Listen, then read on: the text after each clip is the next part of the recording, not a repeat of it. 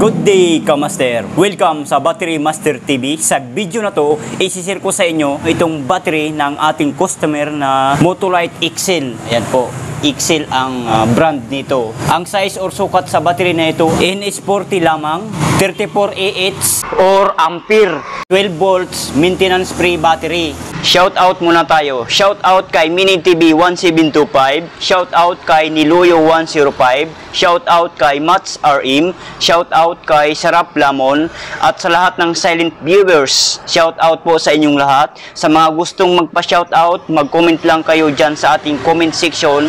Babasahin ko lahat yan at kayo na ang isusunod kong i-shout out. At baka naman pa-subscribe ng ating YouTube channel, Battery Master TV. Back to the topic na tayo. Nung tiningnan ko ang sasakyan niya, ang kanyang sasakyan ay Toyota Vios. Alam naman natin, pagka Toyota Vios ang ating sasakyan, ang nilalagay na battery dyan, NS60. Pagtingin ko sa kanyang kotse, pagbukas ko, ito ang nakita ko kaagad. Nagulat ako, bakit NS40 lang ang nakalagay doon? Sabi ko kay Sir, maliit battery nyo. NS40 lamang ito, samantalang ang recommended or angkop sa inyong sasakyan, NS60 po. Kasi kung tingnan nyo po, sa gilid, may space pa. Kasyang-kasya po dito ang NS60. Pinapacheck muna niya ang alternator. Ayun, medyo mahinang kumarga kasi pumapalo lang ng 13 volts. Ang tamang pagkakarga ng alternator, 13.7 to 14 volts. Maya-maya lamang ang makalipas at hindi nagtagal, bumili na lang ng bagong battery. Ito, kinalas ko sa pagkakabit dun sa sasakyan niya at ipapacharge na niya sa at kinabit ko na yung binili niyang bagong battery na NS60 Ultra Plus. So ngayon, atin itong i-check. Ano nga ba ang problema nito? Bago natin i-charge.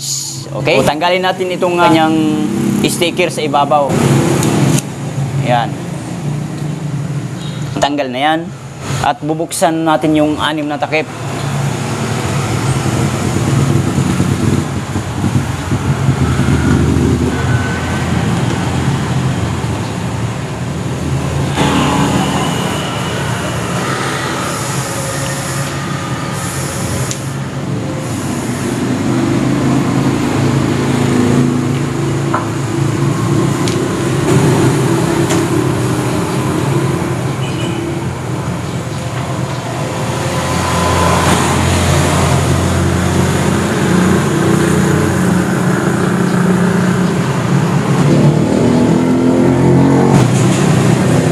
So ayan, bukas na yan at masisilip na natin kung may tubig pa ba or wala na.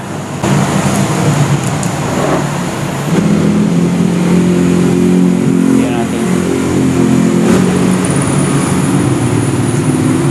Itong sa dulo na to, ang kulang ng tubig, ayan, wala na siya sa tamang level. Itong 5 butas ay okay pa naman siya. Pare-parehas pa ang level at sukat ng tubig niya. Ito lang sa dulo ang wala na sa ayos. Pagka ganyan, ang baterya ninyo, pwede nyong babantuan ng distilled water. Dagdagan nyo lang ng distilled water.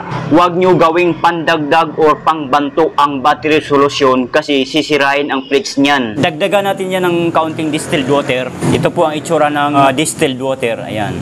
Ito ang ating ipangbanto dyan sa butas na kulang. Papantay lang natin yung tubig para parehas ang pantay.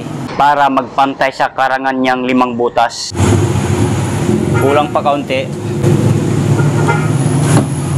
Dagdagan pa natin.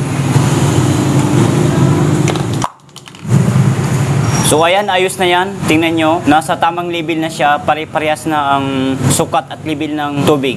Yan. So okay na yan. Susukatin muna natin yung tubig niyan sa pamamagitan ng hydrometer. Ito ang itsura ng hydrometer. Ayan.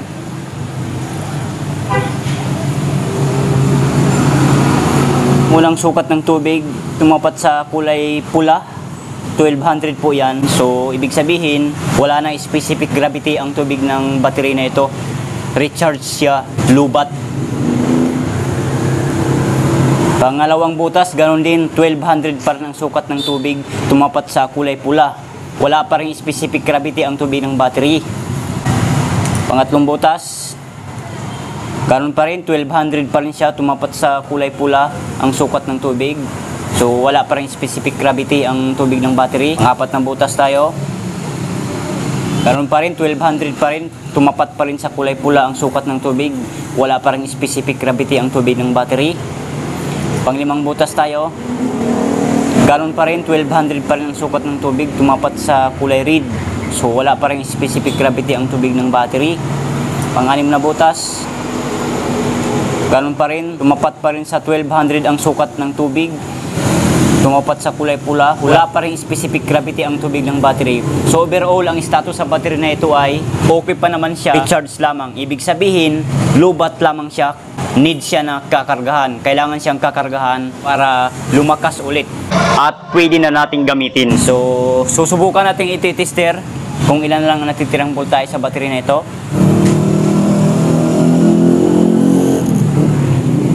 As you can see, kamaster, kung makikita at mapapansin natin, 12.4 ang reading sa voltahe ng battery nito. Kulang lamang siya sa karga. Kailangan lang nakakargahan. So atin na itong tatakpan.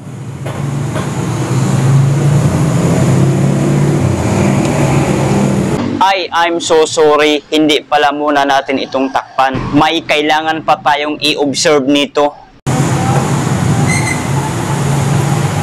So, pwede na natin i-charge yan. Huwag muna natin tatakpan. Huwag muna natin ibabalik ito. 6 na takip niya. Kasi i-charge pa natin. Obserbaran natin kung kukulo ba lahat ng butas na to. Kung may butas dito na hindi kukulo, ibig sabihin, sira na yon. Sira na ang plates ng battery. Okay? So, i-charge na natin yan. Dalhin natin sa ating charger. Yan.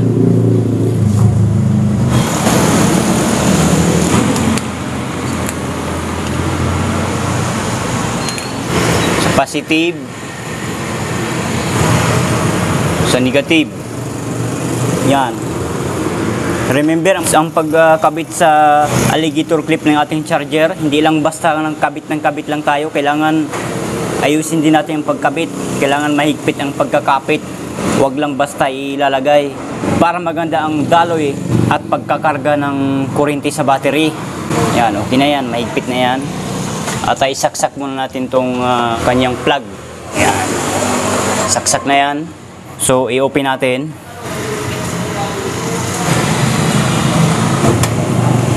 Ayun, kung mapapansin nyo, tumaas kagad ang ating gauge ng charger. So, ibig sabihin, nagkakarga kagad ang battery.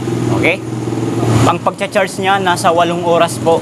8 hours nyo po siyang i-charge para ma-full charge. Maging 1250 ang specific gravity ng tubig. So yun lang, I hope na nakatulong sa inyo ang video na to. Kung nakatulong, please give me a thumbs up. Share nyo na rin sa mga friends. Kung sa tingin nyo na matutulungan ang ating video, and huwag kalimutan i-click ang subscribe button, pa-click na rin ang all para ma-notify kayo kapag may new videos kaming ina-upload. Bye!